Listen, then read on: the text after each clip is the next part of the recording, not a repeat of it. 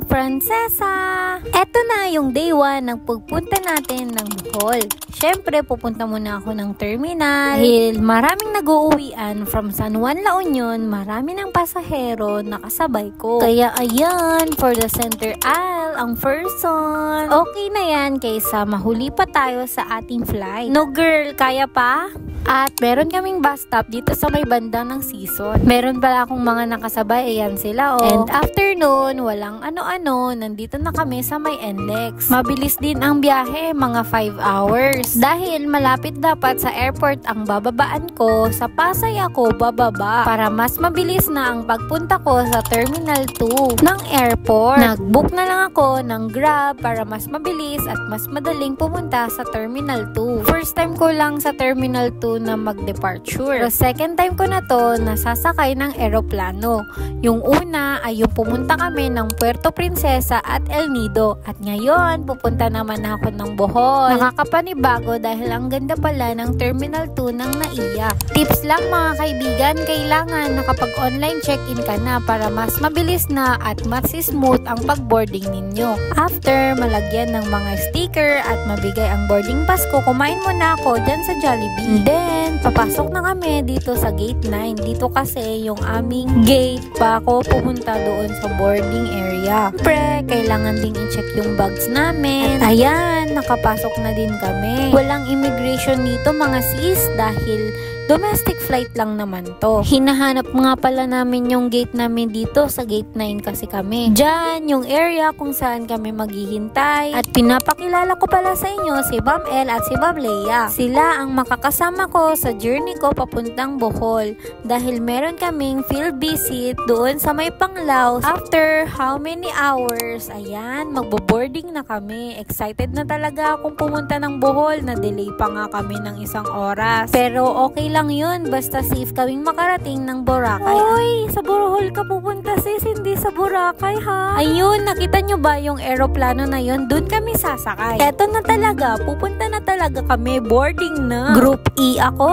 Grabe, excited na talaga ako. Kayo ba? Excited na ba kayo para sa akin? Eto na talaga. O diba, makikita nyo naman sa mukha ko na sobrang excited talaga akong pumunta ng Bohol. Sobrang nagpapasalamat talaga ako kay Lord kasi may chance na akong pumunta ng Bohol at makita ang mga chocolate hills. Abangan nyo kung nakapunta ba talaga ako ng chocolate hills. Kaya dapat tapusin nyo ang video na to para malaman nyo kung ano talagang nangyari. Alam nyo, na-excite ako kasi window seat ako. Siyempre, pinili ko itong seat na ito. Abe, parang kailan lang nanonood ako ng mga flight attendants sa YouTube na ganyan, no? Ngayon, nakikita ko na ng personal. I'm so happy dahil wala akong katabi. O diba, bongga? I-enjoy ko talaga ang pagpunta ko sa Bohol. Kahit trabaho ito, kailangan ko pa rin mag-enjoy. Kailangan nating mag-enjoy.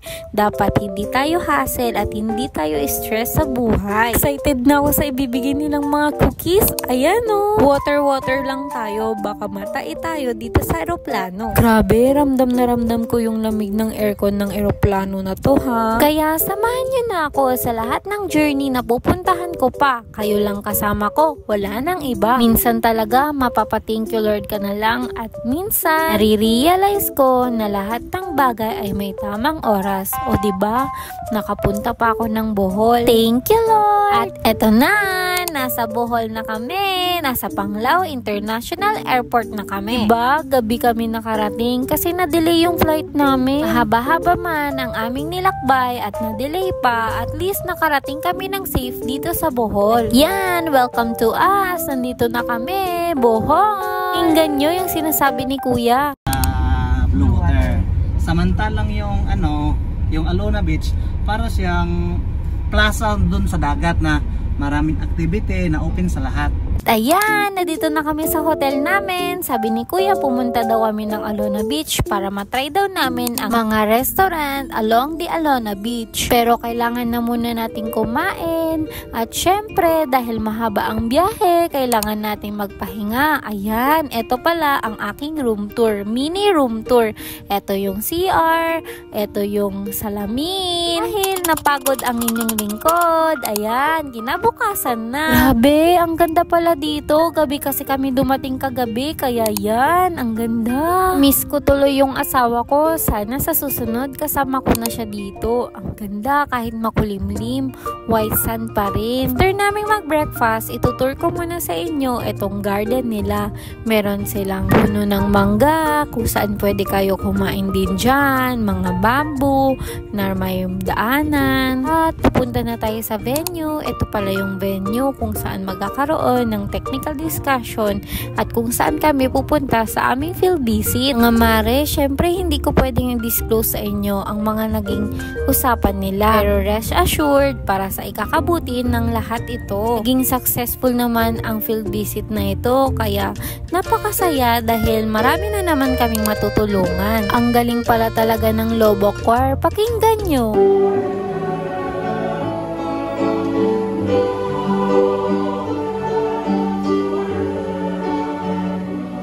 Diba? Sabi sa inyo ang gagaling nila.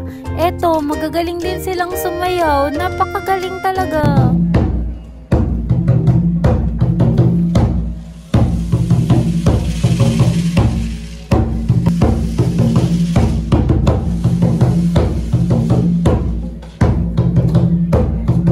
Ito pa.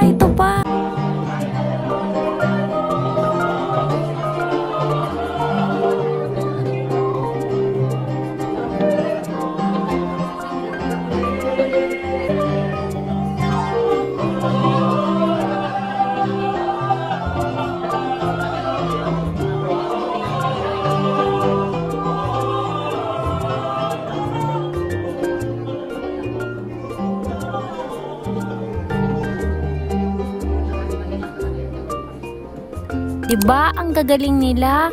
At yan, binibigay na ang groupings namin for the field visit. Kailangan naming pumunta sa iba't ibang mga cluster at gaganapin doon yung field visit namin. Dito pala ako na-assign sa school. Sabi, ang dami na palang 4Ps na nakagraduate at very successful na sa life. After nun, excited na naman ako kumain ng iba't ibang delicacies ng Bohol. Yan yung pagkain, no? Tignan nyo, nakakatakam. Ang sarap niyan, yung may kalamay na mote. After ng long day na visit namin, magdi-dinner na kami. Okay, tapos na ang work. Kailangan na nating i-enjoy ang Bohol. Siyempre, sinunod namin yung advice na pumunta sa Alona Beach. Ayan, sumakay kami sa tuktok.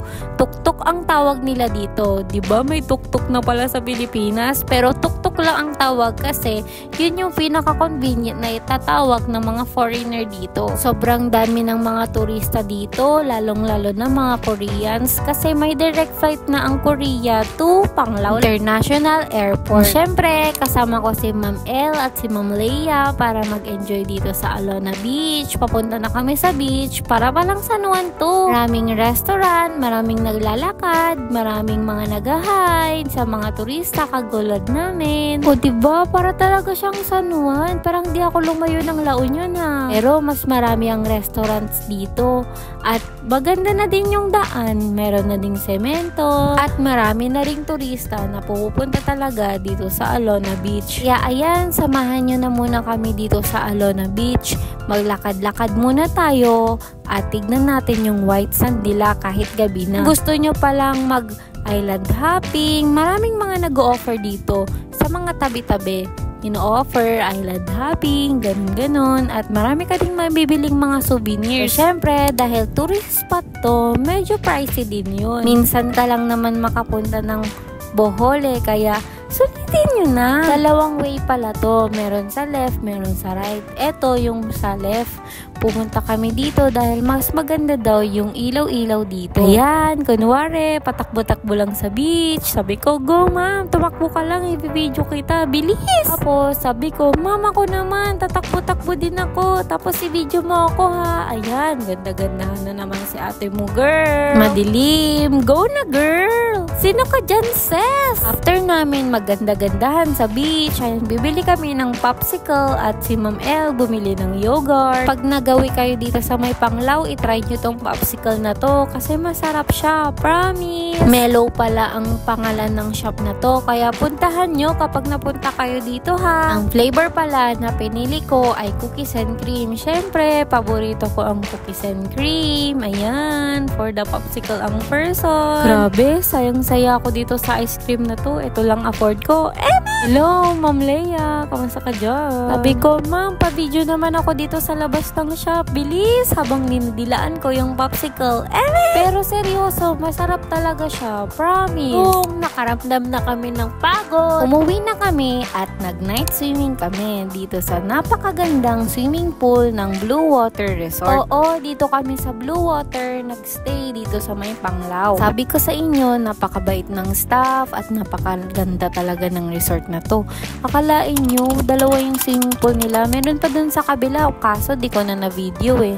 Ito pala yung morning at ito yung breakfast namin. Buffet ang breakfast dito, kaya napakadaming pagkain. Merong Filipino cuisine, may tinapay, at kung ano-ano pa. Mayroong arroz caldo pa nga at champurado. At pwede din kayong magpaluto ng scrambled eggs or sunny side eggs.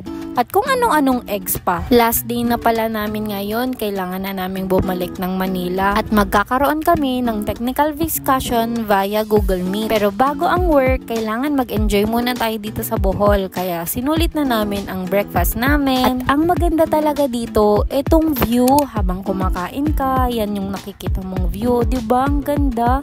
Grabe, sana makabalik talaga ako dito kasama na ng asawa ko at ang mahalaga sa buhay ko. O diba, babalik kami. Bye po! See you ulit sa susunod. Ito pala yung daan palabas ng resort namin. O diba, bungad pa lang maganda na. Hindi ko lang napakita noon kasi gabi na. O, bye-bye na Bohol. Bye! Bago ang lahat, tumigil muna kami sa resort na ito dahil dito kami bibili ng mga pasalubong. O diba, maganda din resort to. Syempre, hindi mamawala ang OOTD. Ang resort pala na ito ay Roman Empire Resort.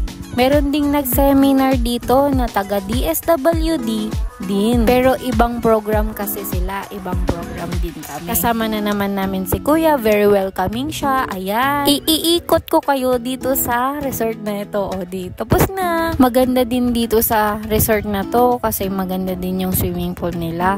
Kaso wala lang silang view ng beach. And then, nandito na tayo sa airport. Paalis na talaga tayo. Mamimiss kita, Bohol. Hindi na namin napuntahan ng Chocolate Hills dahil kailangan naming unahin ang aming trabaho at kailangan naming tumulong sa iba. Punta na ako dyan sa boarding area namin. Kapit na gate, papunta sa eroplano namin. Kahit sa konting oras lang nakapunta ako ng Bohol. At least, diba, nakatapak na ako ng Bohol. O, bye-bye na sa inyong lahat. Goodbye, Bohol. See you again soon. Si Ma'am Russell pala yung naka-red na kasama namin. Ayan o. At eto naman yung view ng airport nila. Ayan. Sana sa pagnood nyo ng video na to, marami kayong natutunan kung paano mag-online check-in, kung paano mag-commute from La Union to Pasay. O diba, marami din tayong natutunan at kasama kayo sa lahat ng journey ko. San kaya ako susunod na pupunta? Kasamahan nyo pa rin ako ha. Pa-like and share naman ako ng video na to at i-click nyo rin ang bell para palagi kayong updated sa lahat ng aking upload. Baka hindi ka pa nakasubscribe, mag-subscribe ka na please. Grabe, medyo na-delay din yung flight namin kasi malakas yung turbulence. Nahilo-hilo pa nga ako. Safe kaming nakalanding. Thank you, Lord. Pabalik na kami ng La Union. Bye! Like and subscribe! Thank you po!